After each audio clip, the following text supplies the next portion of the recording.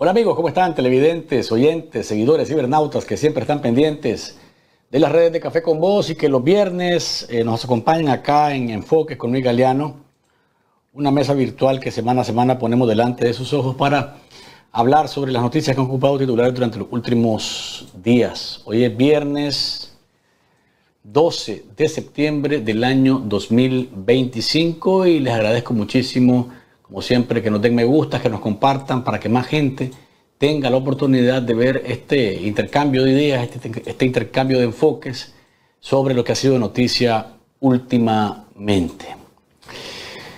Le damos la bienvenida, como todos los viernes, al doctor Guillermo Bell, ex asesor de la Secretaría General de la OEA, que nos honra con su presencia como todos los viernes. Doctor, bienvenido. Muchas gracias, Luis. Un gusto estar aquí contigo y hoy con Miguel Mora y con la audiencia, siempre fiel a tu programa. Gracias, doctor. Ya el doctor anunció a Miguel, director honorario de 100% Noticias, que está nuevamente con nosotros para hablar sobre lo que ha ocupado titulares y la atención de los nicaragüenses y del mundo durante los últimos días. Miguel, bienvenido. Muchas gracias. Saludos, doctor Bell. Saludos, Luis. Saludos a toda la audiencia de Café con Voz y de tu programa Enfoques. Muchas gracias por la invitación. Gracias, Miguel, siempre por la disposición. Estamos conectando, doña Diquel, todavía. Me hace usted señas. Estamos conectando a Alfredo Gutiérrez, que es político liberal en el exilio, que es el que nos va a estar acompañando. Aquí está Alfredo ya con nosotros. Le damos la bienvenida y le agradecemos que se sume hoy a la mesa de Enfoques. ¿Qué tal, Luis? Muy buenas tardes. Gracias por la invitación y un gran saludo para el doctor Bell, con quien me da un gran placer volver a estar compartiendo este espacio, pero a Miguel, que tengo ya algún tiempo de no poderle dar un abrazo y desde acá, pues Miguel, te mando un gran abrazo. Gracias, Alfredo, por este tiempo. Gracias a los tres por estar con nosotros en esta edición de hoy, jueves 12 de septiembre del año 2025. Comencemos entonces a hablar de noticias que han sido titulares a lo largo de esta semana y me gustaría arrancar conociendo sus impresiones sobre algo que positivo, me parece a mí positivo y además alentador, que es que un sacerdote nicaragüense, ¿verdad?, se haya convertido en obispo, el primero, ¿verdad?, acá en Estados Unidos, se haya convertido en un sacerdote nicaragüense en obispo auxiliar. En el caso de la arquidiócesis de Newark, es el padre Bismar Chao, que fue ordenado en una ceremonia muy hermosa, pero además acompañado por el obispo auxiliar de Managua, Monseñor Silvio José Báez, y varios sacerdotes que han sido desterrados por la dictadura. Por lo que digo, se trata de un gesto hermoso, un acto muy lindo, pero además viniendo en el momento en el que viene, donde también hemos visto las voces y hemos escuchado las voces nuevamente de Monseñor Báez, de Monseñor Álvarez, volver a hablar, ¿verdad?, a nuestros ojos, y la gente dice, bueno, se les levantó el veto, les quitó el bozal a los obispos. Lo cierto es que están de regreso. La iglesia nicaragüense tiene un respiro y el Papa León XIV manda señales muy positivas para los católicos nicaragüenses de cara a la represión que la dictadura ha ordenado contra ellos. Alfredo, tus comentarios sobre el ascenso a obispo auxiliar del sacerdote nicaragüense Bismar Chao. Bueno, realmente, Luis, pues primero que todo, es bien alegre pues poder conocer que un sacerdote de origen nicaragüense pues está siendo juramentado para poder ejercer la palabra de Dios, pero es triste a la misma vez ver que nuestros padres, nuestros sacerdotes ya no pueden seguir ejerciendo su misión evangelizadora en Nicaragua, y que para que puedan ejercer esa misión tan sagrada y tan importante tienen que hacerlo en el exilio y tienen que ser nombrados, ¿verdad?, como sacerdotes fuera de Nicaragua. Es una gran realmente tristeza que eso suceda, pero pues enhorabuena que tenemos un sacerdote más nicaragüense.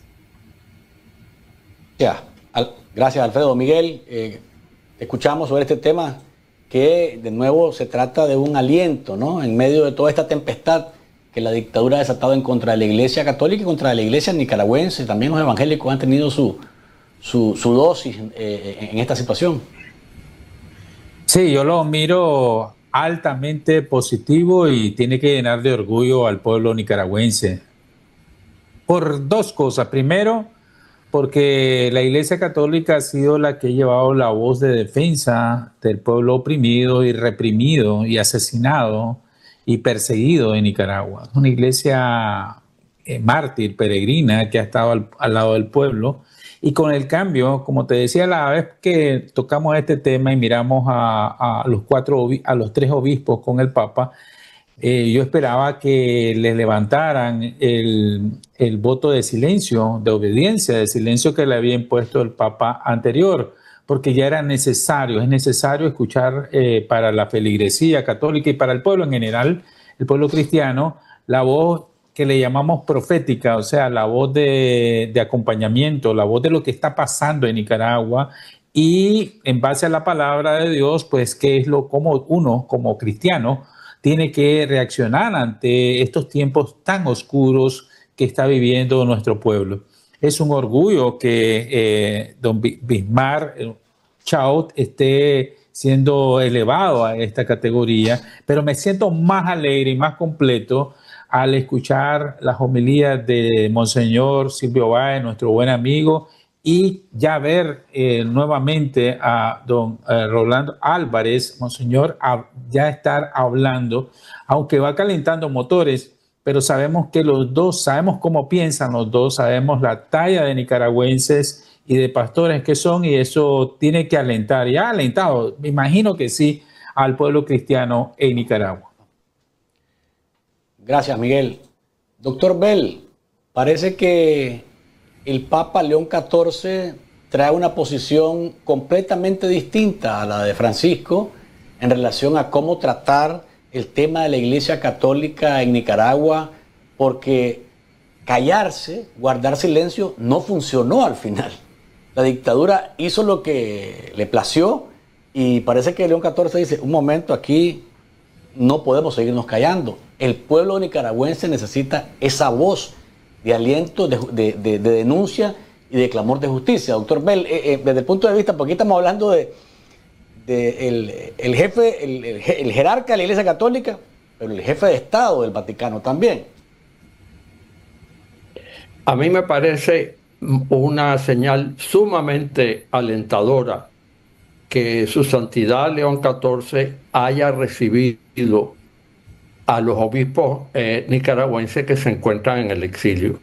Y aún más que eso, que al confirmar a Monseñor Silvio Báez como obispo auxiliar de Managua, cosa que ya había hecho su antecesor también, le permita regresar a Estados Unidos y le permita regresar a su prédica semanal en la iglesia de Santa Ágata, porque todos los que hemos escuchado, tenemos el privilegio de escuchar a Monseñor Báez, sabemos perfectamente que Monseñor Silvio Báez, dentro de las limitaciones que le impone su investidura y que le impone la naturaleza de la homilía que él dice en la misa en esa iglesia de Miami, dentro de esas limitaciones, el Monseñor Báez nunca ha escatimado palabras para denunciar las violaciones constantes que se están cometiendo en Nicaragua de todos los derechos del pueblo nicaragüense. De manera que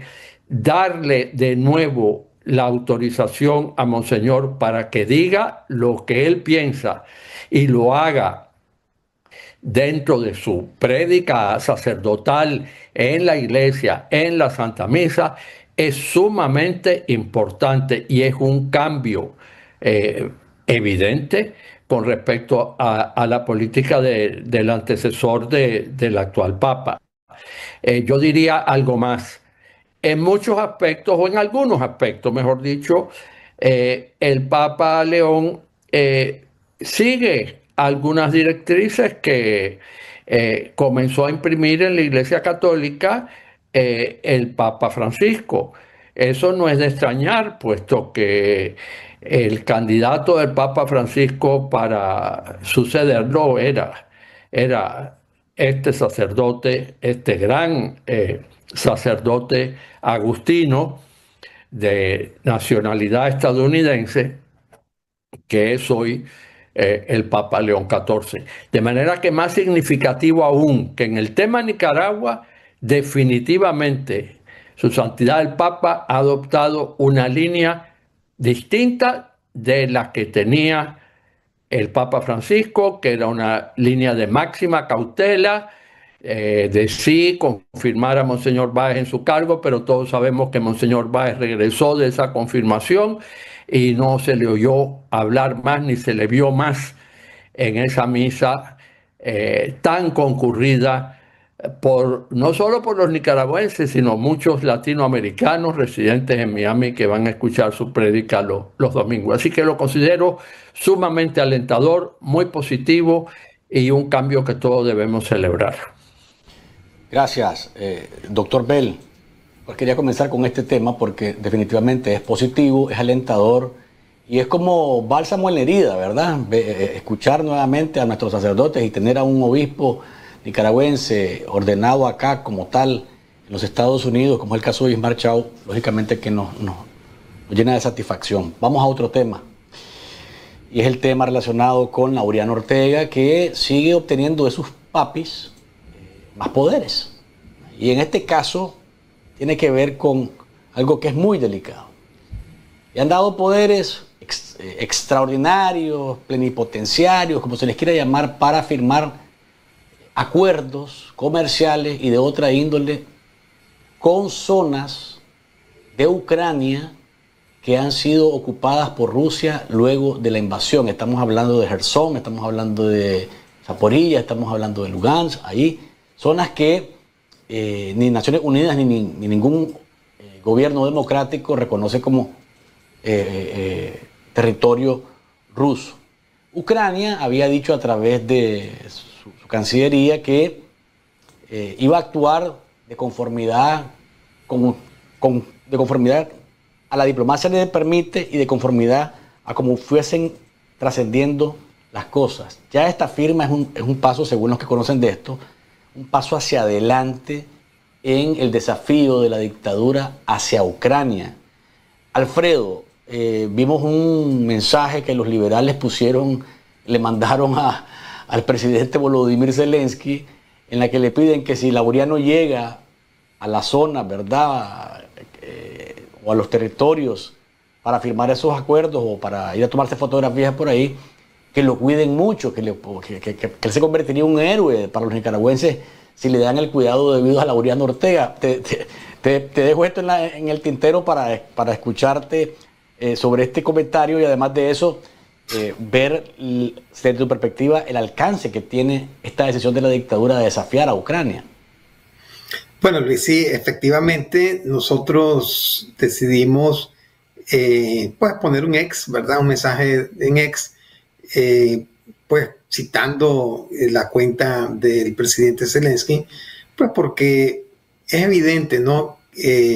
La estupidez que este tipo de personajes están cometiendo al reconocer territorios que han sido robados a Ucrania, pero que además están en proceso de defensa, es decir, existe una guerra como resultado de una invasión rusa.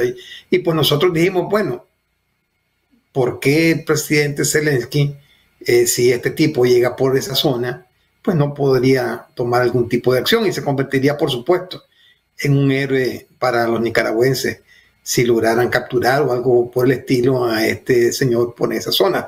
Pero bueno, el tema aquí realmente es que el régimen sandinista tiene una actitud completamente sumisa, de arrastrado, y una actitud de perro obediente hacia el gobierno ruso, hacia el Estado ruso, de tal manera que tenemos como por ejemplo Osetia del Sur, otro territorio que de manera casi que contados con los dedos de una mano en cuanto a los países del mundo que reconocieron Osetia del Sur, y en esta ocasión lo hace el régimen sandinista reconociendo a territorios que están sí es cierto que están tomados por Rusia como resultado de esa invasión, pero están en proceso de una guerra porque los ucranianos están en todo su derecho de buscar cómo recuperar estos territorios que eran parte de la geografía de Ucrania. Así es que lo que estás viendo, Luis, es en un régimen que es obediente 100% y completamente a las directrices que Rusia les manda. De una manera vergonzosa, además, ¿verdad? Porque ni otros países aliados de Rusia se han atrevido a semejante estupidez. Pero bueno, ya sabemos que el régimen sandinista de los Ortega Murillo les abunda la falta de brillantez en sus cabezas.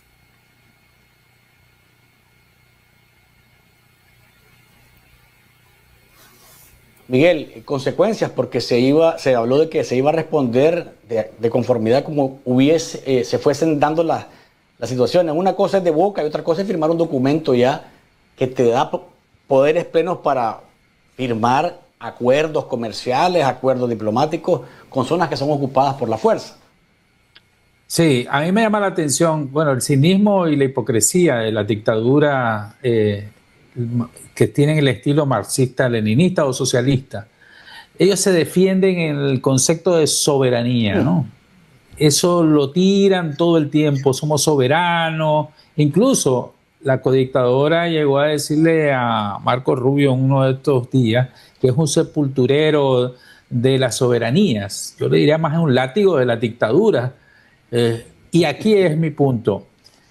Cuando el Chiwin se pone al lado del dictador corrupto que cayó en Nepal esta semana, al lado del chino, del ruso y del norcoreano, y ahora viene como lacayo de un imperio que invade la soberanía de un país milenario como es Ucrania, y con todo su poderío imperialista ruso invade y cercena el territorio. Vienen estos lacayos de los sandinistas enviando al Chiwin, heredero de la dinastía militar sandinista, a querer oficializar, hacerle un favor que a la larga no sirve para absolutamente nada más que para exponer al propio Chiwin, para que lo capturen, para ponerlo en el radar de los Estados Unidos, que ya en esta semana, con el caso de Venezuela, el mismo secretario de Guerra ha dicho: vamos a eliminar toda injerencia nociva de Rusia, de China y de Irán en el continente americano. Y tiene los ojos puestos en las tres dictaduras. Y la dictadura de Venezuela, de Nicaragua, de Cuba, tienen que pensarle. Y todos los que vayan delante a hacerle favor a los rusos, a los chinos y a los iraníes. Y en este caso están poniendo al Chiwin como carne de cañón. Va a ser un objetivo militar y político de los Estados Unidos más temprano que tarde, Luis. Gracias, Miguel. Doctor Bell, lo escuchamos sobre este tema que de nuevo cobra relevancia porque, repito, es un desafío a un país que está en guerra. O sea, y que está en guerra porque ha sido invadido, como es el caso de Ucrania. Bueno, yo en primer lugar estoy totalmente de acuerdo que es un gesto político sin ninguna razón práctica, es decir, que qué es lo que va a hacer el representante nicaragüense, en este caso Laureano Ortega, con respecto a territorios que están en estos momentos, que son objeto de una guerra, territorios que fueron arrebatados de la forma más violenta, más cruda, más descarada por un dictador que es Putin a su vecino Ucrania, sencillamente porque se le antojó que él tenía que llevar a la realidad el sueño imperial de regresar al imperio que fue de los zares rusos, ¿no? Esa es la realidad. Y estoy completamente de acuerdo que es un acto de hipocresía más de muchos que comete no solo la dictadura nicaragüense, sino también las dictaduras afines. afines ideológicamente a ella, como es la de mi país, la de Cuba, como es la dictadura venezolana, sin duda, como es la dictadura en Bolivia. ¿Por qué digo que la hipocresía? Porque efectivamente esta gente se rasga las vestiduras por la soberanía nacional, por el principio de no intervención, que no se nos olvide, por el principio de solución pacífica, porque se oponen a toda acción militar, se oponen furibundamente a cualquier acción militar de Estados Unidos. Sin embargo, una invasión sin provocación de ninguna especie por parte de Rusia a Ucrania les parece bien, la apoyan en todos los foros y ahora llegan al extremo de facultar al presunto heredero para que firme acuerdos comerciales y de otro tipo con respecto a territorios ocupados a la fuerza por la potencia invasora que ha violado todos los principios que acabo de mencionar y que ellos profesan defender. Profesan hipócritamente porque no los defienden. Entonces es un acto de hipocresía, de nuevo, que no tiene el resultado práctico para Nicaragua ninguno. Sí estoy de acuerdo que le han trazado un blanco clarísimo en la espalda y en el pecho al heredero, al presunto heredero, porque de aquí a que lo sancione Estados Unidos con todo lo que se le ocurra y quién sabe qué otras medidas se le ocurra tomar, no hay más que un paso, porque lo están poniendo como señuelo allí para que le disparen. Es una cosa realmente lamentable, un acto de servilismo más, pero en este caso están poniendo por delante a la cabeza del servilismo a Laureano Ortega. No veo, en realidad no acabo de entender por qué hacen eso con respecto a esa persona. Bueno, la verdad es que la dictadura procura en la medida de lo posible en caerle, o los dictadores, o caerle mejor a los que llaman son sus protectores, entre comillas, ¿verdad? Que son los chinos, que son los rusos, que son los iraníes. Y si hay que empujar a Laureano Ortega, eso no es extraño de parte de Rosario Murillo, pues.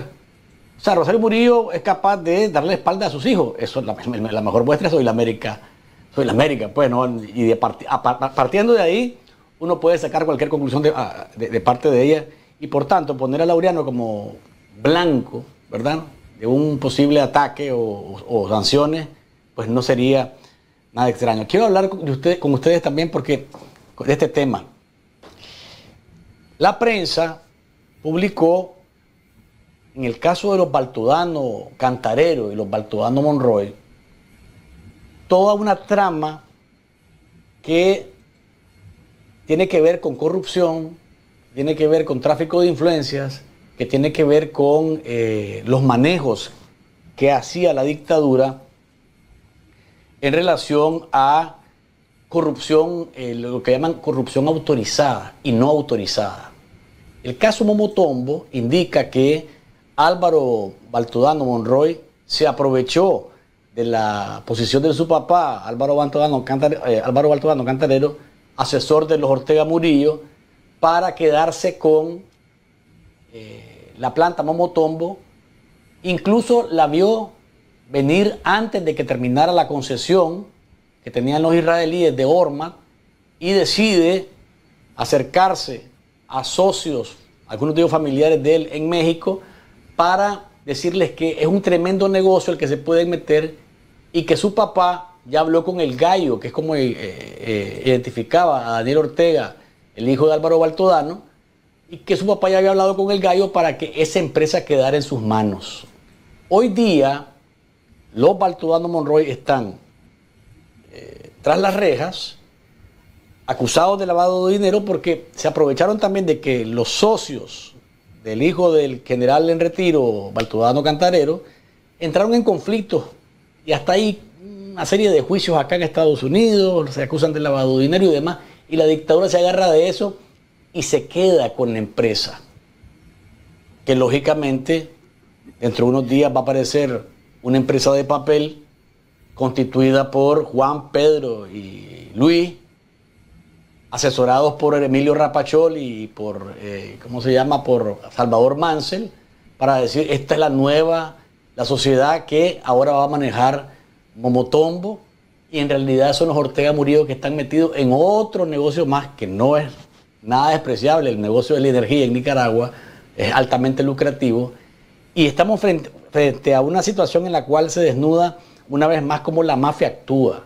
Mientras estás actuando para mí, mientras estás bajo mi égida y con mi permiso, haz tu negocio como querrás. Y yo te ayudo a hacer el negocio. Pero si te salís un poquito de ese margen y se te está yendo demasiado bien, hombre, ese negocio lo quiero también yo para mí, mejor pasármelo para acá y hago todo lo que tengo que hacer para quitarte del camino. Alfredo, vos que has trabajado en el sector privado en Nicaragua mucho tiempo, fuiste directivo del COSEP incluso, ¿cómo mirás esta situación en donde se nota una podredumbre de lo que es el manejo de las influencias, el manejo del Estado, de parte de mafiosos que se aprovechan de todo para salirse con la suya? Bueno, Luis, esto es otro zarpazo más, ¿verdad? Que la dictadura y la familia Ortega Murillo están acostumbrados a darle a todos aquellos que de una u otra manera se convierten en competencia, y no solamente política para ellos o riesgo político, sino que también en competencia en giros de negocios que es de interés para ellos, ¿verdad? De nadie, pues es un secreto que a través de Albaniza, anteriormente, la mayor cantidad de generación de energía en Nicaragua está en manos de los sandinistas. Así es que primero, obviamente, es un zarpazo para hacerse de una industria que pues es estratégica no solamente para el país, sino que, como bien decías vos, de alta generación de recursos, de dinero, y pues que les interesa obviamente poseerla. Pero bueno, ¿qué te puedo decir? Ese es el modelo que en Nicaragua se ha impuesto, el modelo de que el Estado de Derecho no existe, que el sector privado está completamente desprotegido, y aquellos empresarios que no son sandinistas y que no comulgan con el régimen sandinista y que se encuentran todavía en Nicaragua haciendo negocios, pues son blancos fáciles, ¿verdad? Porque lo que Ortega hace con sus mismos amigos de armas de años anteriores, imagínense qué puede hacer con los que tradicionalmente han sido sus enemigos o sus contrarios. Así es que esto para mí tiene que ser una alerta de una manera bien severa, bien seria, para todos los empresarios que todavía mantienen negocios en Nicaragua, porque en cualquier momento pueden ser sujetos de acciones de esta naturaleza. Y recordemos que hay algunos, ¿verdad? No podemos generalizar, pero pues hay algunos grandes empresarios en Nicaragua que terminan cediendo al poder de Daniel Ortega, Rosario Murillo y su familia en cuanto a ofrecerles y proporcionarles, digamos, intercambios de recursos para poder sostener sus operaciones. Así es que están en la lista. Indudablemente que con esto de la Procuraduría de Justicia que se inventaron para supuestamente perseguir la corrupción, pues con toda seguridad estos empresarios que se han prestado a todos esos actos de corrupción, pues también seguramente están en la lista, pero no porque sean corruptos, sino que porque el régimen está interesado en ir acaparando esos, digamos, áreas de negocios que estos empresarios puedan tener. Así es que lo que pasó, bueno, con los baltudanos, que siempre han tenido, en este caso, pues, bastantes dudas en cuanto a su manera de operar. Yo recuerdo en una ocasión nosotros hicimos un trabajo bien fuerte para llevar una compañía de cruceros a Nicaragua y que pudiéramos iniciar la llegada de cruceros a Corn Island. Y lo hicimos todo esto en el inicio del gobierno de Bolaños. Recuerdo que comenzamos, nos costó muchos años llevar al presidente de esta compañía a Nicaragua, y prácticamente estábamos listos para iniciar la operación. Y bueno, vino el cambio de gobierno, salió Bolaños, entró Ortega, y después misteriosamente, de repente como que nos segregaron de las negociaciones porque se estaban conduciendo como poder ejecutivo, como gobierno, pero en conjunto con nosotros como sector privado. Y de repente nos apartan y de repente vemos a este señor Baltodano que aparece en el ruedo hablando con el presidente de esta compañía crucero. Y al final no se hizo nada, pero lamentablemente eso es lo que en Nicaragua sucede, ¿verdad? Que estos grupos de poder se meten, apartan a los que legítimamente tenemos derecho a hacer negocios, y ellos con su poder político, su poder de dinero, vienen y se meten en los negocios que no les corresponden. Gracias, Alfredo. Miguel. Yo lo miro más como un mecanismo que siempre ha ejecutado las mafias y el crimen organizado. Fíjate bien cómo funcionan las mafias. Cuando un miembro de una mafia traiciona a la organización, la reacción es violenta para mantener el poder, la disciplina interna y el mensaje de miedo. Primero, investigan quién está traicionando. Después hay un juicio público o interno donde le pasan la factura al traidor de la mafia, del crimen organizado. Después viene el castigo ejemplar, y es un castigo brutal que puede ir desde la muerte, encarcelamiento, confiscación, etc. Pero después sigue la mafia y también van contra la familia, que pueden ser igualmente extorsionados, reprimidos e incluso encarcelados. Y por último, envían un mensaje, esta mafia, al resto para que no se les ocurra por ningún momento, de ningún sentido, en un segundo, traicionar al poder constituido de la Cosa Nostra, de la mafia. Eso es lo que yo estoy viendo con las purgas, con los baltodanos. A mí no me extraña nada eso de que haya tráfico de influencia, de que se metieron, que son corruptos. No, el problema es cómo actúa. No actúa como un gobierno, no actúan como justicia institucional, actúan como mafias. Las mafias al traidor lo matan, al traidor lo juzgan, lo liquidan a él y a su familia y pasa a mejor vida a todas sus propiedades.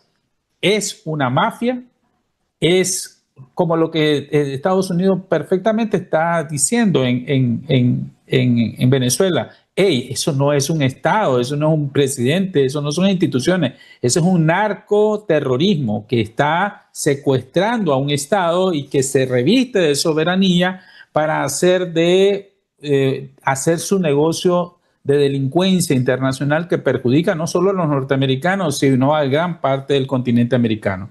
Lo que tenemos en Nicaragua es un cartel, es una mafia, y ahí es donde se mira cómo actúan. Miguel, solamente una cosa antes de pasar con el doctor Bell. Cuando se dan estas cosas dentro de esa mafia, se abre una discusión, un intercambio de ideas sobre ¿es preso político o no es preso político? En este caso, ¿cómo lo miras vos? Los baltodanos, Bayardo Arce, por mencionar dos de los casos más resonados. Lenin Serna, que ustedes 100% no ha aparecido. Han informado de que está secuestrado y todavía no ha aparecido diciendo que está libre o que está tranquilo. Vivo, no se sabe si está vivo o está muerto. Si está vivo o está muerto, no sabemos. O sea, pero este tipo de acciones los convierten en secuestrados políticos, como efectivamente son las personas que dicen que la dictadura debe salir del poder porque ya ha pasado los rubicones que se podrían permitir, o esta es la pasada de cuenta entre mafia y por tanto saquémoslo de la lista y dejémoslo como un mafioso al que le están pasando cuenta. Un jurista internacional y defensor de derechos humanos te diría que sí, técnicamente hablando.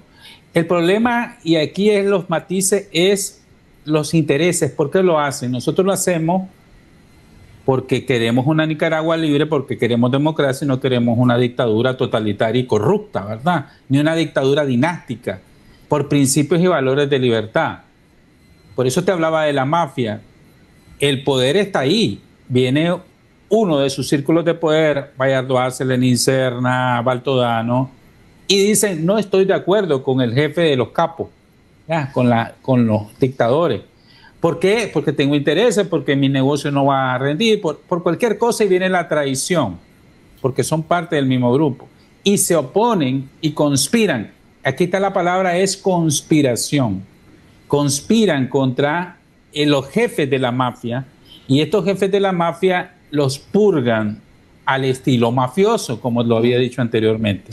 Pero sí se oponen porque quieren conspirar y oponerse de alguna manera. En este caso, lo que tengo entendido es que se oponen a la dinastía, que cuando Ortega pase a otro nivel de vida, a otro plano de vida, como dicen ellos, se muera o renuncie o se vaya ya de retiro, pues no asuma una dinastía en la codictadura y en el Chigüín. Entonces, eso dentro de la mafia que ellos tienen no lo aceptan.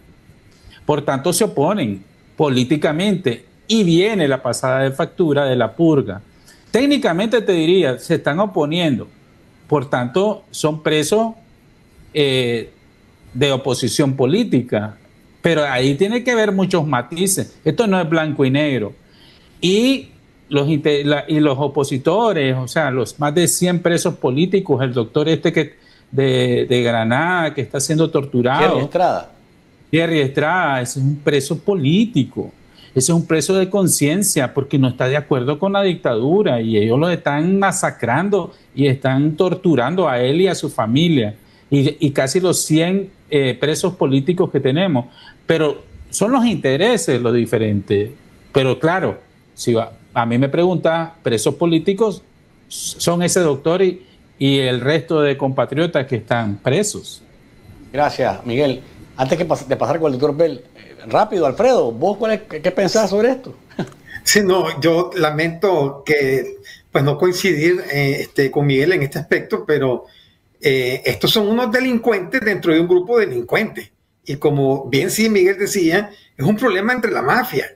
Es decir, el mafioso mayor, el padrino, no está permitiendo que sus súbditos se la vayan arriba con algunos negocios, ¿verdad? Y por ningún lado hay ningún tipo de tonalidad política en este aspecto.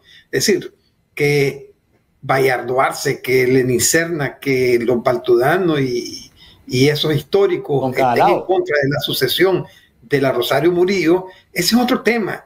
Pero el tema es que tienen un problema de pleito de mafia y vaya, ahí no hay, ellos no son presos políticos, ¿verdad? Presos políticos son, como bien decía Miguel, el médico de Granada, Alejandro Hurtado, por ejemplo, ¿verdad? Que tiene desde el 27 de enero, de estar desaparecido. Esos son presos políticos que son antisandinistas, que toda su vida han sido antisandinistas.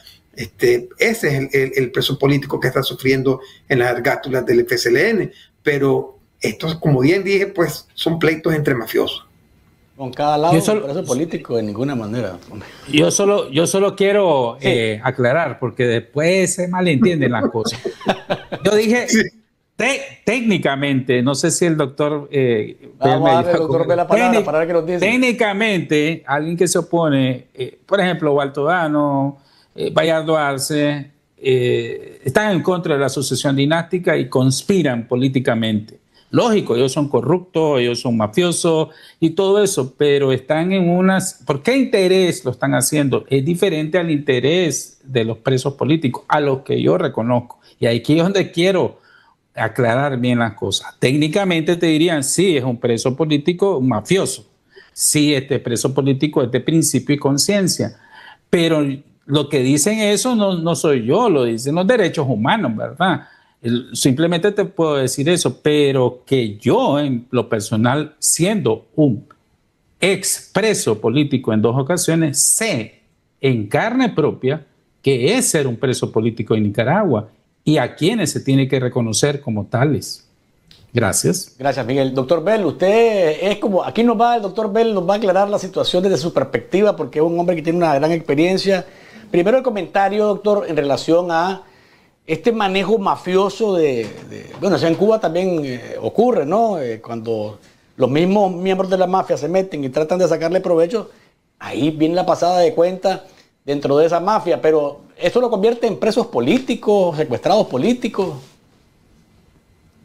Yo diría que no, por lo siguiente. Todo es una cuestión, se me ocurre que es una cuestión de de prueba, tendría que haber alguna evidencia, alguna prueba. Por ejemplo, si sabemos que en algún momento eh, expresó públicamente su desacuerdo con la dictadura, bien sea desacuerdo por la sucesión dinástica, bien sea desacuerdo por la figura insólita de la copresidencia, cualquiera que sea el motivo, si lo hubiera expresado de alguna manera, no necesariamente que salió en todos los periódicos, sabemos que no hay prensa libre en Nicaragua, pero que lo hubiera dicho de alguna forma, que hubiera constancia de que había asumido cualquiera de estos señores esa actitud, entonces sí podríamos decir, y luego, poco tiempo después de eso, resultan apresados sin mandamiento judicial, como hacen las cosas allá, la policía llega a su casa, les echa mano, se los lleva prácticamente a rastras y cuando amanecemos nos lo encontramos que está en alguna cárcel, ni sabemos a derecha en cuál de ellas. Entonces podemos estar ante un caso de un opositor político, podemos estar inclusive por unas horas o unos días ante un caso de desaparición forzada y demás. Si no ha habido, si no tenemos ninguna constancia de que hayan expresado de alguna manera ese desacuerdo con la dictadura, por cualquier motivo, yo diría que no los podemos considerar de entrada como presos políticos. Tenemos que pensar que son individuos que estaban obviamente íntimamente vinculados a esta dictadura desde hace mucho tiempo, que han participado con ella en una serie de actividades financieras, que la pelea entre ellos bien puede haber surgido por una cuestión de repartición de utilidades, un problema completamente mafioso, como bien lo definió Miguel Mora. Estoy completamente de acuerdo que actúan exactamente como actúan las mafias, y entonces no cabe de ninguna manera asignarles la honrosa calidad de presos políticos, no creo yo. Ahora, yo no voy a opinar sobre si lo son o no lo son, porque ignoro si ha habido ese tipo, si existe en alguna parte ese tipo de prueba, de que sabemos que adoptaron, aunque fuera en una conspiración, pero sabemos que en la conspiración lo que plantearon ellos fue: estamos en desacuerdo con que esto continúe indefinidamente, que el poder pase a esta señora que nadie le eligió, que luego pase al hijo que nadie lo eligió. Entonces ahí sí tienes una posición política contraria a la dictadura y habría que pensar que por lo menos técnicamente son presos políticos. Pero a mí me parece bastante claro que las acusaciones son todas de corrupción y el asunto es todo pelea por las utilidades. Aquí tenemos una dictadura, unos codictadores que son dueños absolutos de la finca que es hoy Nicaragua.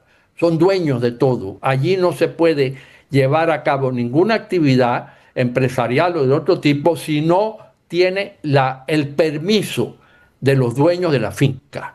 Es así de sencillo. Yo no creo que hay nadie operando hoy en Nicaragua que no tenga por lo menos el asentimiento, aunque no sea formal, aunque no sea escrito, pero es decir, la tolerancia por lo menos de parte de los codictadores, porque si los codictadores no quieren que usted esté en la actividad A, B o C, tranquilamente lo sacan de ahí, porque no hay Estado de Derecho, no hay nada que lo frene. Ellos tranquilamente ven un negocio que les interesa y se lo quitan al que levantó ese negocio. Sin más ni más, lo confiscan y a otra cosa. No importa que la Constitución que ellos mismos aprobaron diga que no se puede confiscar, confiscan todos los días, hacen lo que les parece, violan sus propias leyes, violan su propia ley fundamental. Es la cosa más escandalosa que hemos visto. Ni siquiera tratan de aparentar que están cumpliendo normas que ellos se han hecho a la medida. Ni siquiera eso. De manera que en un estado de anarquía total, un estado de ausencia absoluta de derecho, no hay Estado de Derecho, no hay democracia, no hay división de poderes, no hay absolutamente nada más que una dictadura feroz. Pues lógico, tenemos que suponer que estas peleas que dan por resultado estos encarcelamientos son peleas, como dijo muy bien Miguel Mora, peleas entre mafiosos. Y yo a esos mafiosos que han caído en desgracia por corrupción no autorizada, como formalmente la ha catalogado la dictadura habla de corrupción no autorizada, cual implica que existe la figura de corrupción autorizada, necesariamente. Implica una cosa, implica la otra. Así que ellos reconocen que hay corrupción, pero corrupción autorizada. ¿Autorizada por quién? Por los dueños del negocio, que son ellos dos. Entonces, esto está claramente expuesto como una pelea de intereses financieros, de intereses económicos entre ellos. Y en esa pelea yo creo que los actores, ninguno de ellos se puede considerar con la honorable condición de opositor político, porque eso sería hacerle injuriar a los que sí lo son. Ustedes han mencionado varios de ellos, que sí son presos políticos, que están en las cárceles de Nicaragua simplemente porque han evidenciado de una u otra forma su oposición a la dictadura. Gracias, doctor Guillermo Bell, por su punto, porque realmente es polémico, ¿no? Y Miguel tiene un punto en el sentido de que los matices que lleva esto, pues hacen que unos digan que técnicamente esto podría dar espacio para creer que es un preso político, porque al final la dictadura no va a decir, es que Baltodano lo metimos preso porque se opone a que Rosario Murillo sea la sucesora.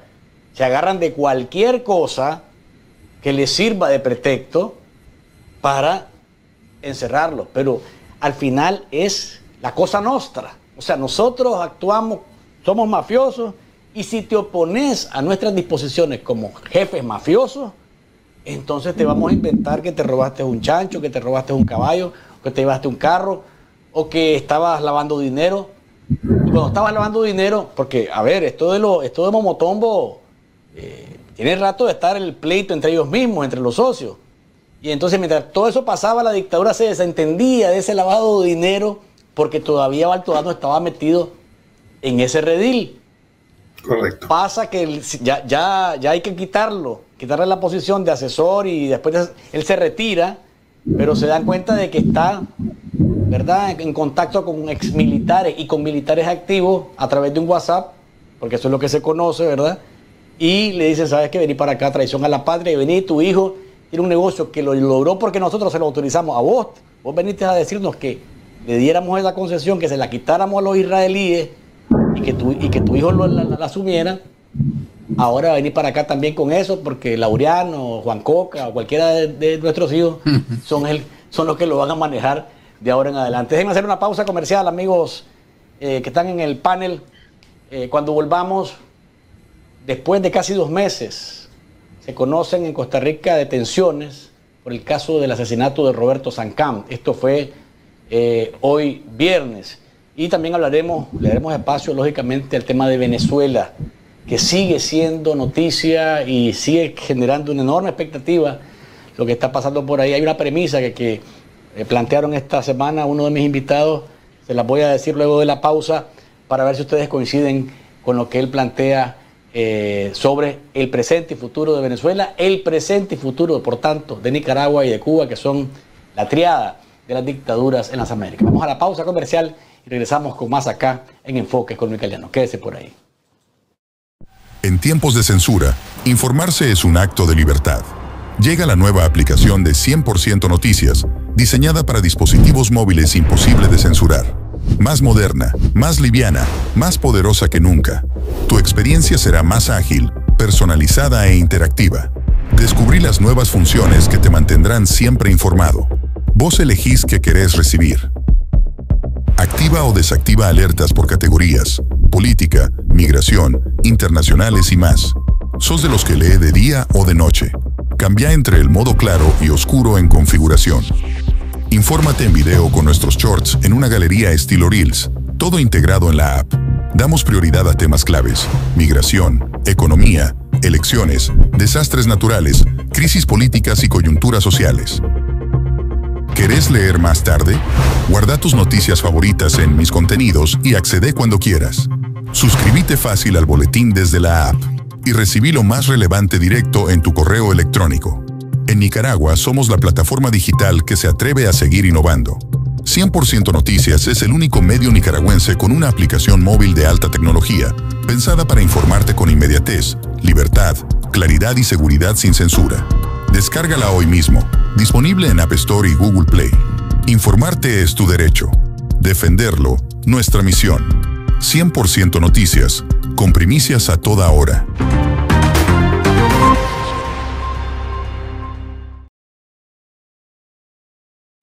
Gracias por seguir con nosotros, amigos, acá en Enfoque con Miguel Galeano, hoy viernes 12 de septiembre del año 2025, conversando con Alfredo Gutiérrez, político liberal, empresario que se encuentra en el exilio casualmente como producto de la persecución de la dictadura de los Ortega Murillo.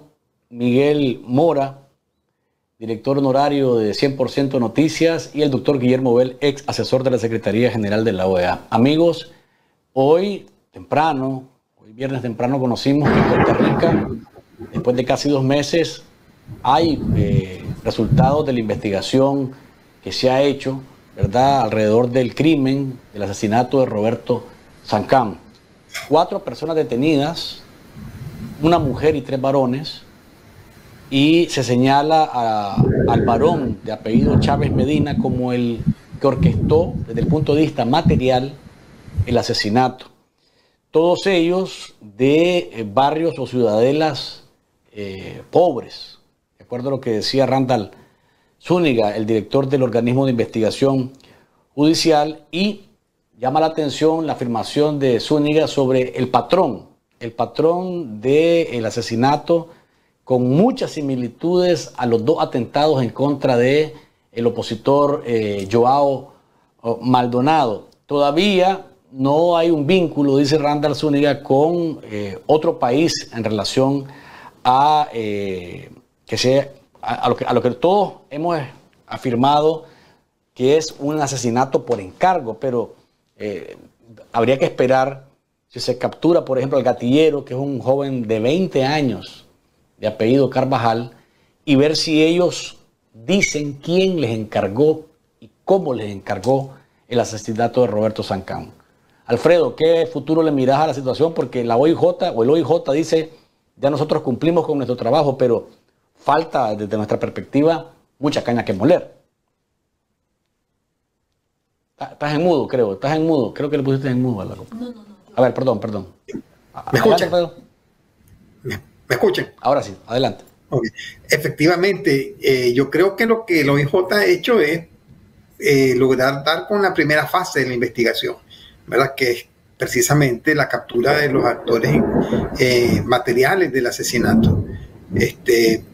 Primero que todo, pues creo que es una buena noticia para la familia de Sancán, y que pues comience a esclarecerse el camino para averiguar sobre quiénes están detrás de este asesinato. Ya alguien había, y me falla la memoria, Luis, en este aspecto, pero alguien ya había mencionado que se habían encontrado algunos vínculos con el ejército de Nicaragua en cuanto al asesinato de Sancán. Yo creo que eso es inevitable, ¿verdad? Para nadie es un secreto, se ha denunciado recurrentemente por muchísimos nicaragüenses que están exiliados en Costa Rica, que la Embajada de Nicaragua en San José se ha convertido en un cuartel de las fuerzas de seguridad y las fuerzas represivas del régimen, con volúmenes de elementos que ninguna otra misión diplomática acostumbra tener, al menos en la sede en San José. Yo lo que estoy esperando es eso, ¿verdad?, que estas investigaciones logren arrojar a los actores intelectuales, porque al momento que logremos que se logre tener la evidencia ya por medio de la declaración de estos asesinos, y que se vincule al régimen sandinista, pues en ese momento el Estado costarricense deberá dar un paso adelante a otras medidas que hasta el día de hoy no se ha atrevido a tomar. Y no solamente el Estado costarricense, sino que los estados de Centroamérica y también, ¿por qué no decirlo?, Estados Unidos, al cuando se logre confirmar que el Estado nicaragüense o el régimen nicaragüense fue el autor intelectual de este asesinato, pues estamos viendo un régimen que está sobrepasando la frontera para cometer delitos, crímenes de lesa humanidad fuera de la frontera, y por consiguiente tiene que haber un castigo para ese régimen, ya no solamente de parte del mismo gobierno costarricense, sino que de otros países del mundo que tienen que parar, pues de alguna otra manera, este tipo de crimen extraterritorial. Gracias, Alfredo. Miguel, te escuchamos sobre este tema que de nuevo ha sido noticia hoy viernes, después de casi 2 meses del asesinato de Roberto. Sí, en definitiva, una muy buena noticia. Creo que es el primer paso, que no es el final de la investigación. Ellos no han dicho que es el final, que es una parte esencial, capturar a los primeros sospechosos ya, o personas de interés como producto de una profesional investigación como la que hubo con Joao Maldonado. Esto es importante. Ahora, hay mucho en el aire todavía. ¿Qué nacionalidad tienen estos capturados, acusados de participar en el asesinato de Sancán? Importante. Si hacemos correlación o un paralelismo con el atentado reiterado contra Joao Maldonado y Sancán, hubo sí ahí una mano de un llamado periodista nicaragüense que allá está en Nicaragua como que nada, ¿no? Y que está siendo imputado por haber participado en la emboscada, que gracias a Dios pues no cobró la vida ni de Maldonado ni de su esposa, compañera. En este caso de Sancán sí.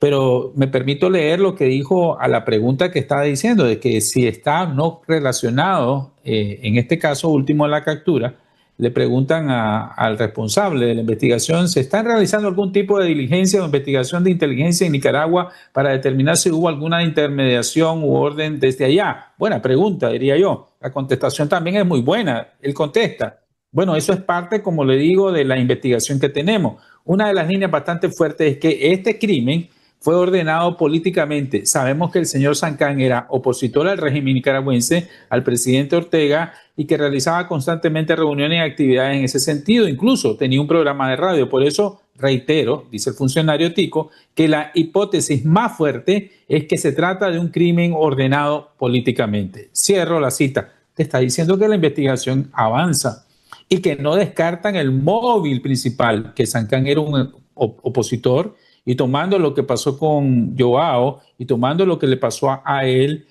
aquí definitivamente uno más uno son dos. Lo único es que hay que probarlo. Ya, la orden salió de la Embajada de Nicaragua en Costa Rica, en esa célula de espionaje que tienen. Salió de la Dirección de Información para la Defensa del Ejército y los siniestros de la policía en Nicaragua. Y eso es lo que hay que probar. Gracias, Miguel. Doctor Bell, ¿cómo ve la situación usted desde su perspectiva? Bueno, primero, en la noticia que yo leí, que no es tan completa como la que acaba de leernos Miguel, la que yo leí decía que los 4 que han sido arrestados son ciudadanos costarricenses. No sé si eso se ha comprobado o no, pero eso es lo que leí. Lo que me llama la atención y me da esperanza de que esto va a avanzar más rápidamente ahora es lo siguiente. Uno de los hombres apresados, hay una mujer y 3 hombres, ¿no? Falta el que disparó los 8 balazos que mataron a Roberto Sancán. Ese falta. Es supuestamente un individuo de apellido Carvajal. Ya ellos saben a quién es y lo están buscando. No lo han encontrado todavía. Pero uno de los 3 capturados, según el informe que yo leí, no solo llegó en el mismo vehículo con el que disparó, sino que subió con él a la segunda planta. Como sabemos, el apartamento de Roberto estaba en la segunda planta de ese edificio. Subieron el tirador, el gatillero, y este otro que está preso. Eso creo que es muy importante porque a la hora de determinar, ya la OIJ ha dicho que esto se trata de un asesinato por encargo. Ahora falta ver por encargo de quién, pero por encargo ya me parece un paso adelante muy importante. Esa expresión de por encargo ya dice mucho, ya ellos saben que no se trata de, yo que sé, que el que disparó porque tenía algún problema personal con Roberto. No, no, no, obviamente que no. Alguien es el autor intelectual y sobre esa pista está trabajando la investigación costarricense. Entonces me parece interesante que tengan ya a un individuo tan comprometido, que no es simplemente el chofer, el transportista, el que lo llevó hasta allí, que ese es uno de los que está preso también, sino que este llegó como para verificar que el otro lo matara. Ya es un testigo ocular del asesinato. Entonces es interesante que lo tengan. Y me parece que las manifestaciones que ha hecho la investigación dentro de la cautela que deben tener nos indican que van a seguir a fondo. Yo tengo una pregunta para ustedes. ¿En algún momento saben ustedes si Estados Unidos ofreció, como hacen algunos casos, la ayuda de, por ejemplo, el FBI para la investigación? Estados Unidos suele hacer eso en casos en que tiene un interés particular, porque dado como está la situación hoy y dado el interés que ha manifestado el actual gobierno de Estados Unidos en una mejor relación con países de América Latina, concretamente con países centroamericanos, incluyendo a Costa Rica, no sería nada difícil, si no lo han hecho, lograr, eso sería tarea pendiente para los nicaragüenses que tienen ese acceso, pero lograr que Estados Unidos por lo menos hiciera el ofrecimiento. Por supuesto no puede imponer, ni mucho menos, pero que hiciera el ofrecimiento amable de ustedes han avanzado mucho en la investigación y nosotros tenemos, en fin, una serie de elementos que podrían serles útiles si ustedes quieren aceptar nuestra ayuda. A mí me gustaría ver algo de ese tipo, porque una vez que empezamos a explorar la posibilidad de un autor intelectual fuera del territorio costarricense, ahí la ayuda de servicios como los que tiene Estados Unidos de diferentes tipos, porque no es solo el FBI, hay otros varios que tengo en mente, yo creo que podría ser sumamente útil. Y por supuesto tienen una capacidad en términos de recursos financieros y recursos humanos muy superior a la que pueda tener un país pequeño como Costa Rica. Así que creo yo que sería de gran ayuda a la investigación si se pudiera lograr algo en ese sentido.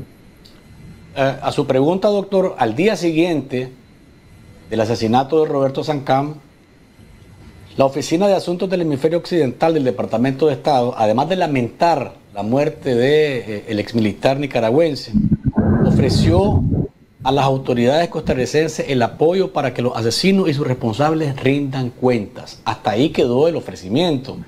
No sabemos si se ha auxiliado de alguna manera el trabajo de investigación de Costa Rica, y también estaba Miguel y Alfredo lo de España, porque se le pedía a España que interviniera porque Roberto, al ser desnacionalizado, había asumido también la nacionalidad española y por tanto España tenía que involucrarse también para saber qué ocurrió en este caso. Me llama la atención la afirmación que hacen las autoridades costarricenses sobre las similitudes, y esa es la palabra que utilizan, similitudes en el patrón de conducta de los que han participado, tanto en el caso de Joao Maldonado, los dos atentados, como en el caso del asesinato de Roberto, personas de barriadas, por decirlo de alguna manera, de escasos recursos, ¿verdad?, pero que actúan de manera torpe, decía Randall Zúñiga, y dejan demasiados cabos sueltos,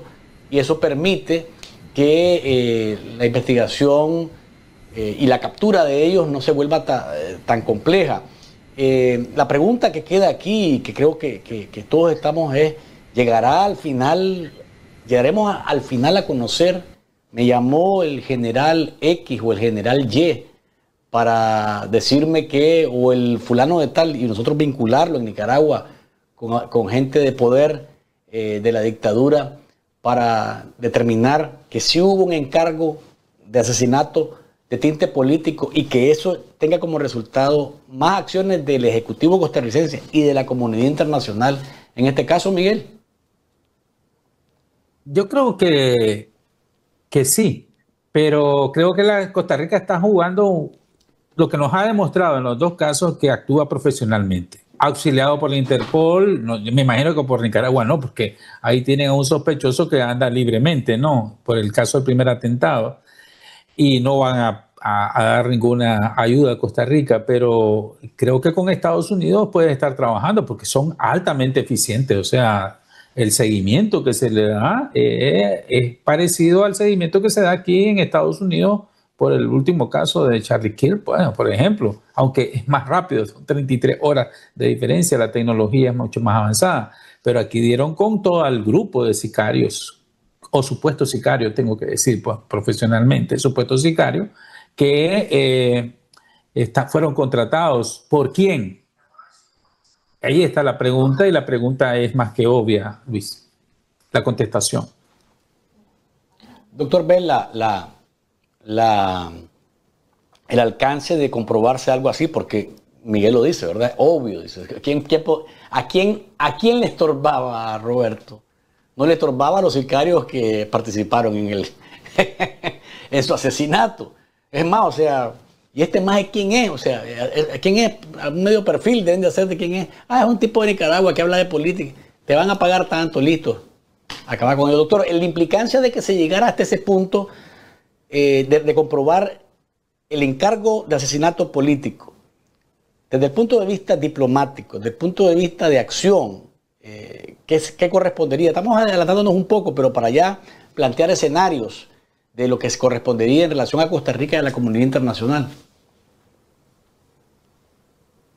Bueno, en realidad, si llegara a comprobarse de alguna manera como suficientemente comprobado como para llevarlo a juicio, por ejemplo, que el encargo de matar a Roberto Sancán provino de autoridades de otro país, en este caso sería Nicaragua, porque no se nos ocurre ningún otro país que tuviera interés en las autoridades de otro país que tuvieran interés en ordenar el asesinato de Roberto Sancán. En cambio, parece altamente probable que a las autoridades, a la dictadura en Nicaragua, le interesaría deshacerse de un connotado opositor que hacía una oposición muy eficaz y muy valiente y muy constante a la dictadura, con informaciones de primera mano que obviamente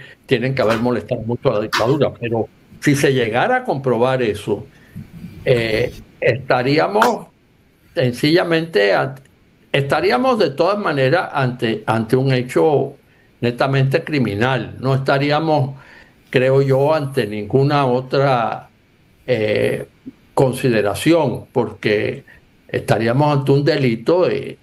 Tenemos autores intelectuales de un homicidio en otro país, y ahí lo único que se me ocurre es que alguien tuviera, no recuerdo en este momento cuál es la situación de Costa Rica con respecto al Tribunal Penal Internacional, es decir, no sé si el gobierno de Costa Rica, si el Estado de Costa Rica es firmante del Tratado de Roma. No lo recuerdo. Tengo la impresión de que sí, pero en ese caso sería interesante ver qué es lo que podría ocurrir, porque un delito que ocurra en territorio nicaragüense y del cual hubiera prueba suficiente de que la autoría proviene de otro país, podría ser tema.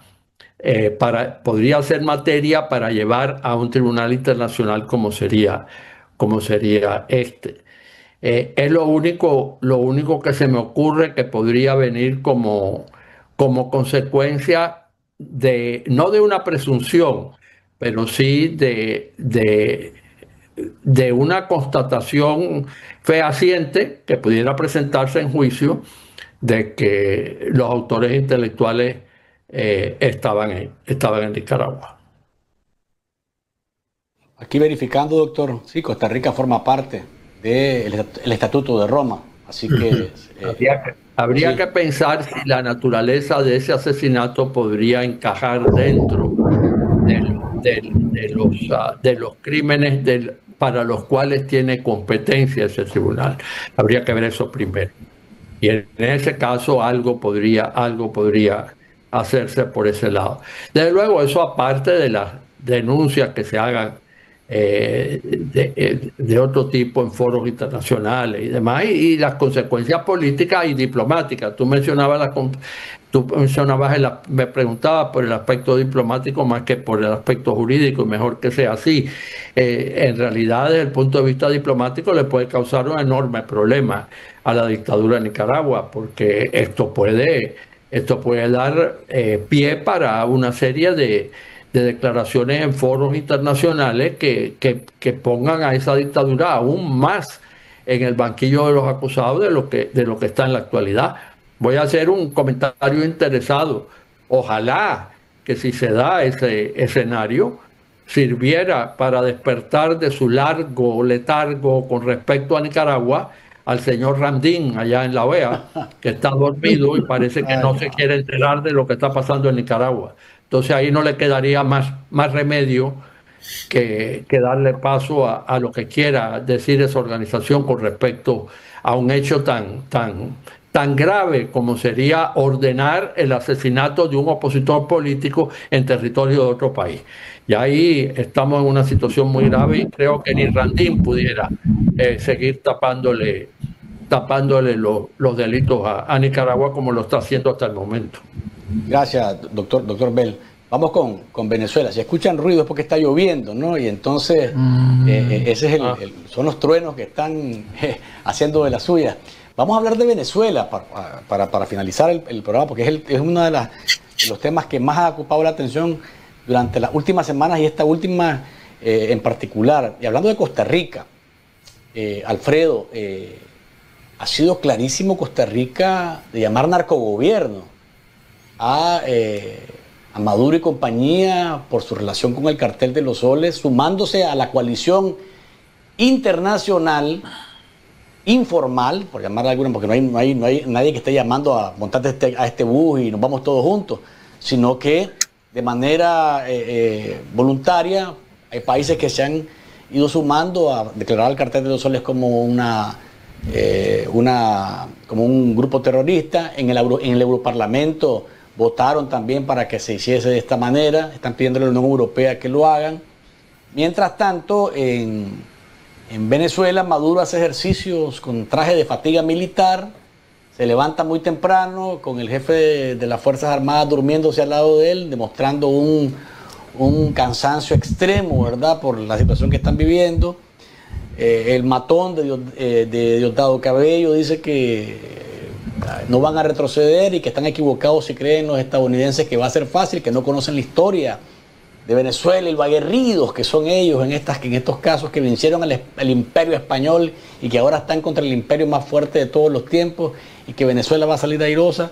Maduro amenaza con traidores a la patria y encarcelar a quien pida invasión, y mientras tanto el secretario de Guerra de los Estados Unidos, en una afirmación que ha generado gran expectativa, dice: yo no quisiera ser Nicolás Maduro en este momento.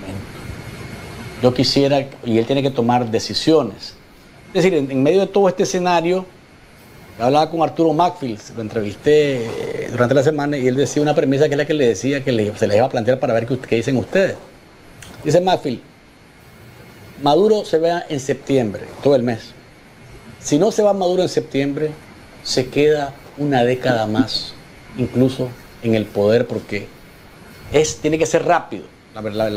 Según la visión que tiene Arturo, tiene que ser rápido, porque en la medida que avanza el tiempo, el tirano le saca provecho a victimizarse y a envalentonarse, y entonces se enfría la cosa y se salen con la suya. Alfredo, ¿cómo miras la cosa vos? ¿Crees que esto va a terminar con la salida de Maduro del poder, o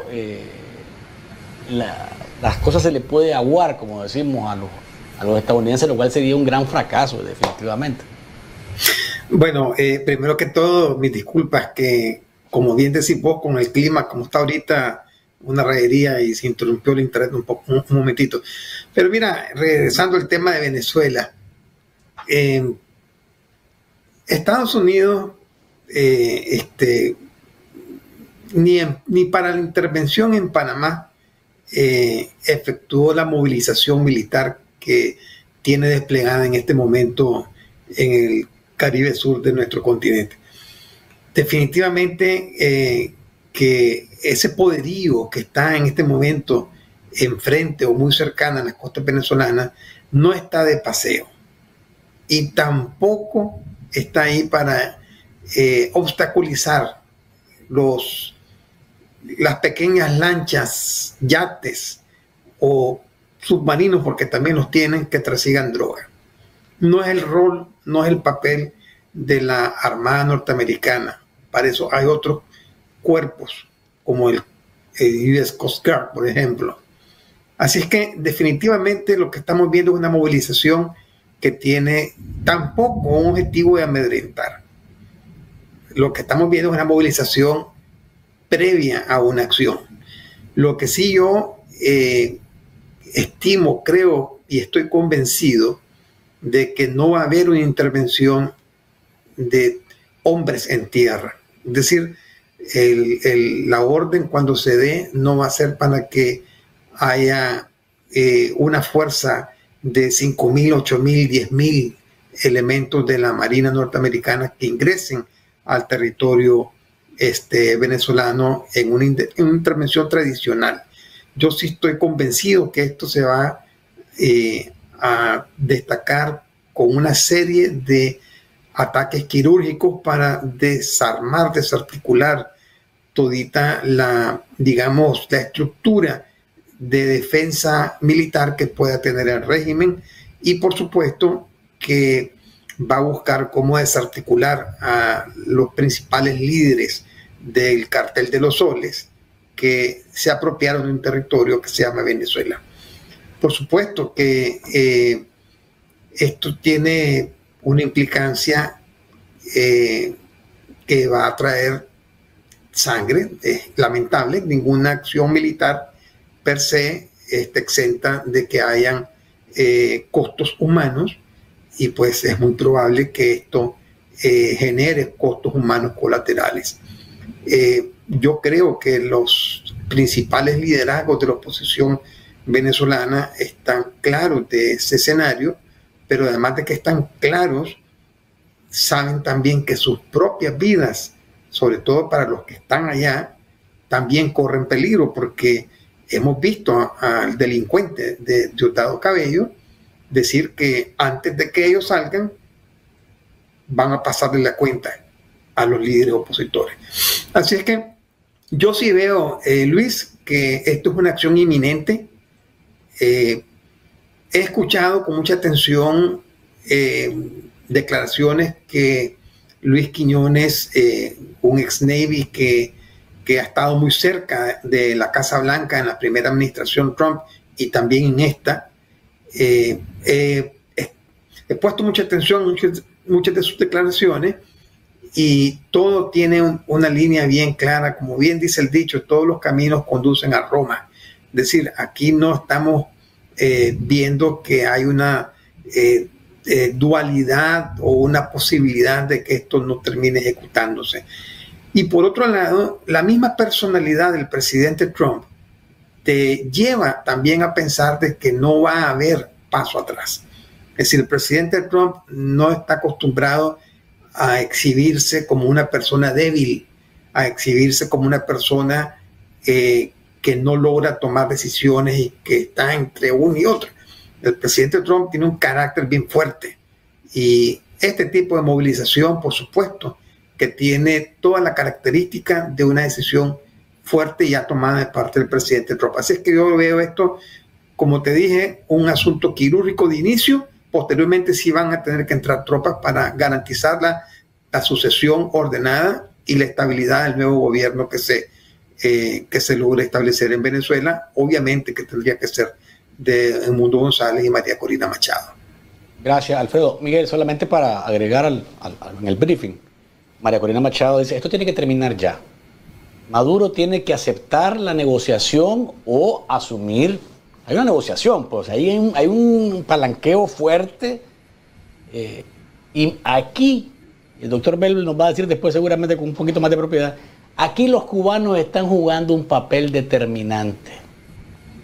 Es no entregues, no te entregues, no aceptes, porque entonces a nosotros nos va a salir demasiado caro que vos aceptes ese trato. Porque conocerían el engranaje de toda esa mafia y las cosas se pondrían cada vez más interesantes en ese sentido. Miguel, te escuchamos. Hay una negociación informal. Después de la etapa de negación pública de que era inteligencia artificial, que eran potes de humo, después que ya tantearon la realidad extraordinaria, porque en verdad es extraordinario, esto se vino desarrollando de hace un mes y medio para atrás, este escenario que tiene en la cuerda floja al régimen narcoterrorista del Cartel de los Soles que encabeza Nicolás Maduro. Hay una negociación informal, diría yo, porque no está Rubio, no está ni siquiera Granel, no hay nadie serio, hay alguien que está ahí trayendo, yendo y viniendo. Lo que me llama más la atención de lo que podría pasar, porque yo no sería tan fatalista en decir, si no pasa esto ahorita, van a pasar forever, ya. No, eso no es así. La historia nos dice lo contrario. Hay cosas como esta, que de un momento a otro no estaba esta situación y en 2 meses pasó algo. O los grandes imponderables de la vida, ¿no? Eso siempre está. No podríamos decir que va a pasar 10 o 20 o 30 años. Es la reacción de los dictadores, particularmente de Maduro, de Padrino y Diosdado Cabello. Diosdado Cabello adelantó la transición, adelantó una realidad. Pasó de ser una lancha generada por IA, ahora una lancha que en verdad pasó, con sus argumentos y mentiras. Y pasó a decir que la revolución bolivariana pasaría a ser a una revolución armada, que no sería, ojo con esto, una guerra convencional, sino una guerra diferente, no convencional, no barco con barco, no avión con avión, no tropa con tropa. Ya. Él dice que va a haber otro tipo de guerra, como una guerra de guerrillas, de resistencia terrorista que ellos van a hacer. Para eso, él está asumiendo que viene un golpe militar de afuera y de adentro, que ellos están diciendo a sus bases, al partido del Cartel de los Soles, al Partido Socialista Unido de Venezuela, que se van a armar y que se van a ir a enmontañar. Porque si vos asumís ese discurso como cierto, y la cara de él y ante los que estaban ahí parece que sí, saben de que ellos van a tener que abandonar Miraflores, los cuarteles, y van a tener que refugiar y hacer una oposición narcoterrorista, porque aunque salgan de la presidencia, ese sistema está bien arraigado. O sea, ellos tienen dinero, ellos tienen armas, ellos tienen matones, ellos tienen un montón de cosas. Si Daniel Ortega en los 90 hizo una oposición desde abajo nefasta, imagínate este tipo de gente. Ahora, que vayan a aguantar la embestida del pueblo ya con la presencia y del apoyo norteamericano y del mismo, y un estamento, y aquí está lo que he visto y he percibido que es el plan. El ultimátum está dado, no lo están aceptando, Maduro no lo puede aceptar porque parece que no lo están dejando, él está tratando de comprar a los norteamericanos, ganar tiempo, porque eso es lo que hacen los dictadores, ganar tiempo, para ver si viene otro gobierno norteamericano o que los barcos se retiren y ganar más tiempo. Están prometiendo locuras. ¿Y qué pasa después? Ese es el punto de los Estados Unidos y el ultimátum está dado. Ellos lo han rechazado. Y horas o días nosotros tenemos que tener algo. O pasa lo que estamos esperando que pase por todo lo que estamos viendo y las declaraciones del secretario de guerra y de todos los altos funcionarios norteamericanos, y la presencia de toda esa armada frente a las costas venezolanas, pues no pasa nada. Pero lo vamos a saber. Parece que va a pasar algo. Y cuando pase eso, es cuando el ejército o una cúpula que está ya hablando con la oposición y con los norteamericanos van a terminar de pasarle la factura desde adentro. No descarto la operación quirúrgica, lógicamente, fuerzas élites de los Estados Unidos coordinadas con una sección del ejército, más el pueblo que tiene que salir a las calles definitivamente para tomar el control y sacar a esa narcodictadura de una vez y para siempre. Lo otro que también puede pasar es que no pase nada y que se retiren, y eso sería una gran derrota, no solo para Trump, para la oposición venezolana, y una gran pérdida para el pueblo venezolano y para toda Latinoamérica. Para nosotros, los nicaragüenses y los cubanos, que estamos a la expectativa porque queremos agarrar algo de eso, queremos agarrar algo de eso, porque el rebote vendría, lo ha dicho, lo mencionaba Luis Quiñones, a quien pues yo también he estado escuchando en los últimos días, un ex asesor de seguridad, ex marín, ¿verdad? Indicando que esto es un efecto dominó, pues. Es decir, si esto va en Venezuela, el dominó va para Nicaragua y va para Cuba también. Doctor Bell, no lo veo tan optimista usted, lo veo pensativo, meditabundo sobre este tema. No, pensativo por lo siguiente. Yo primero descarto completamente, lo he dicho anteriormente, cualquier invasión por Estados Unidos a Venezuela, porque lo que hay cerca de las costas venezolanas en este momento no da ni siquiera para asegurar el control de Caracas y 2 o 3 ciudades más. No da, sencillamente, no hay suficiente tropa allí para hacer eso. No creo que esa ha figurado nunca en los planes militares de Estados Unidos. Sí creo que tiene que haber conversaciones secretas, más que secretas. Yo sospecharía porque no tengo ningún fundamento para decir esto más que una pura especulación mía, que las conversaciones, como bien señaló Miguel Mora, no estamos viendo a los grandes negociadores, no estamos viendo a Grenell, no estamos viendo a Marco Rubio, no estamos viendo a Witkoff, a ninguno de ellos en el escenario. Yo diría que si hay conversaciones, son conversaciones de militares de Estados Unidos con militares venezolanos, a los cuales se le estaría ofreciendo pues una serie de garantías si ellos dan el paso para terminar con Maduro. Pero creo que los preparativos militares van dirigidos, y ahí estoy completamente de acuerdo con don Alfredo, van dirigidos a una operación quirúrgica que a mí se me antoja que las alternativas son o una extracción, Estados Unidos ha tenido experiencia en eso, o una extracción física de Maduro, que lo sacan, que logran identificar el lugar donde está, entran y lo sacan. A lo Bin Laden, para dar el ejemplo más espectacular, no se olviden que a Bin Laden lo capturan en Pakistán y lo capturan en una casa que estaba a muy corta distancia de un cuartel de las Fuerzas Armadas pakistaníes. Y aún así llegaron los SEAL en sus helicópteros y mataron a la gente que estaba en la casa y se llevaron y mataron a Bin Laden y se llevaron su cadáver.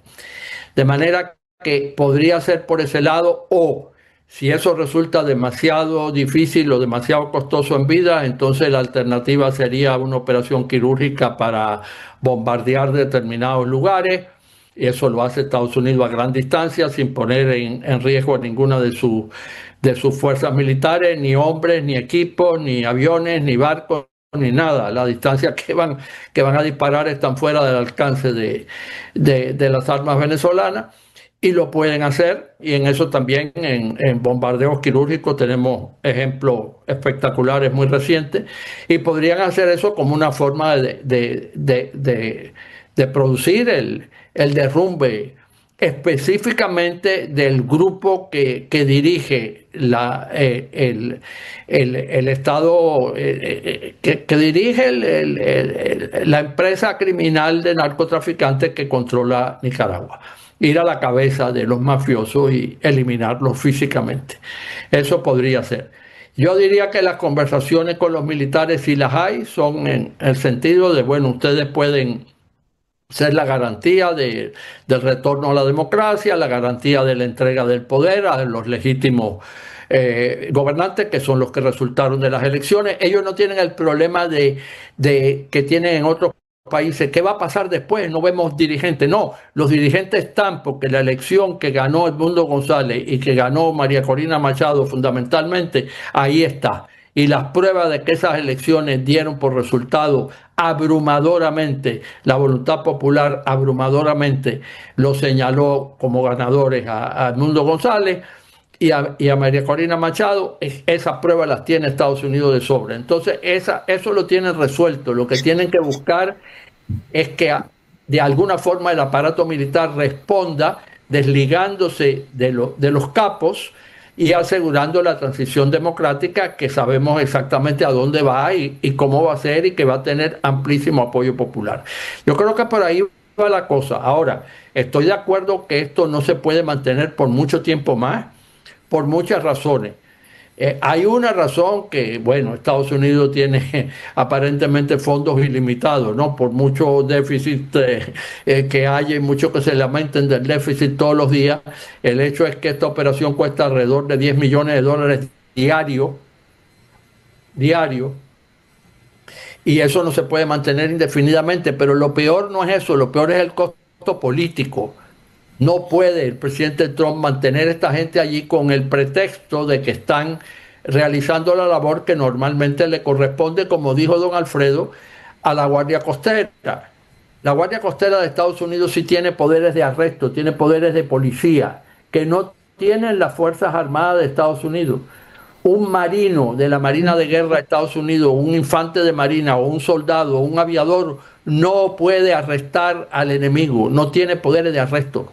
O sea, si encuentran una lancha como la que vimos ya llevando drogas, ellos no pueden parar esa lancha a la fuerza, pero no tienen facultades legales para arrestar a los ocupantes, que sí lo tiene la Guardia Costera. Entonces, esta operación no se puede justificar en ningún sentido a largo plazo. No hace falta 3 destructores de último tipo, no hacen falta los aviones más modernos, no hacen falta submarinos nucleares para controlar eso. Eso se puede hacer de otra forma. Entonces, inclusive la razón de ser de la operación a largo plazo no se puede mantener. Se puede mantener inicialmente, pero no a largo plazo.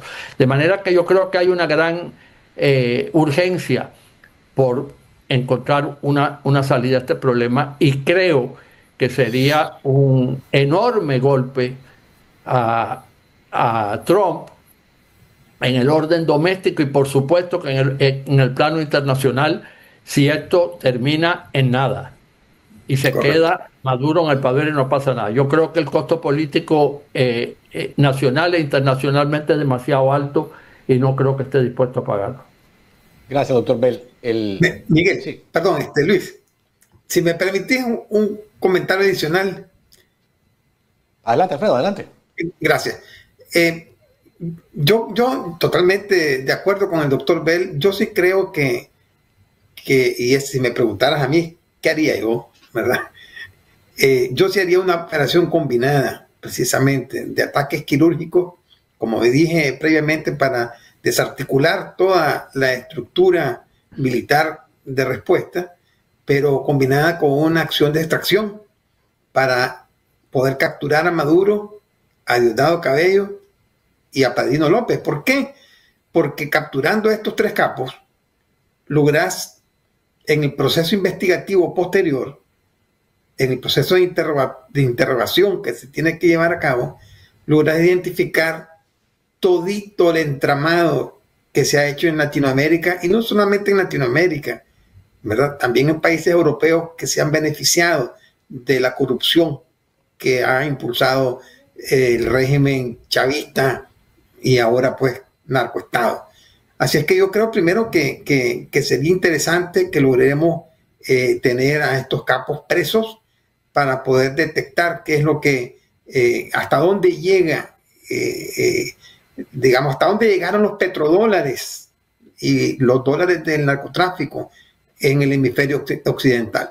Pero también significa que obviamente Cuba es un país que está supeditado, subsistiendo prácticamente por la asistencia venezolana y ahora también por la mexicana que le están mandando petróleo, ¿verdad? Van por México a chuparlo como chuparon Venezuela, ¿verdad? Pero bueno, el caso de Nicaragua es un caso que parece que los Estados Unidos ya tienen la mira.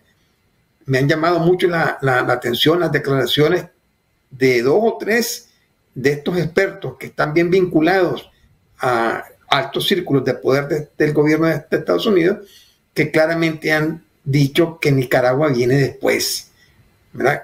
Casi que Cuba dicen, bueno, que se vaya inclusive Maduro a Cuba, porque ahí que puede retirarse tranquilo, pero a Nicaragua no, porque Nicaragua es la próxima.